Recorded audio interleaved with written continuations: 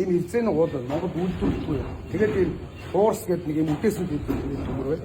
За бусад юмнууд нь болох дээр Монгол Украин шиг Монгол хоньны нэхий Монгол Украинийн ширээр гадна талын нэрч чинь. Гадна талын нэрч чинь. Монгол хоньныхоо нэгдүгээр зэргийн ноостой нэхийгээр дотор дулаалын нэрч чинь. Монгол хоньныхоо ноосоор ингээд дотор уулын нэрч чинь. Монгол хоньныхоо ноосоор удавчийн нэрч чинь. Монгол малынхаа нэр Монгол малын бүтээгдэхүүн шүү гэж рекламаар хийгээд бутлаа болсон. Тэгэхээр ерөөдөө Монгол малыг бол ерөөсөө манай үйлдвэрлэлд манай ерөөсөө 100% цагаан алт бол ерөөсөө манай үйлдвэрлэлээр ерөөсөө маш тодорхой хэмжиж байгаа гэж байна. Манайх бол одоо нэг 7 төрлийн гутал хийж байгаа. Энэ одоо ингээд уул гэж загварын гутал. Нэрийг би уул гэж өгсөн. Би чинь гутлынхаа нэрэнд айгүй ач холбогдсон.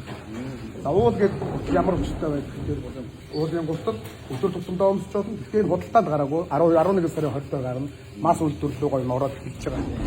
Нари тань хөгжилтэй ч гэх юм уу яг танилцаад юмнууд. За энийг үгүй сая хэлдэг те Монгол малын арьс шиг ийм сайхан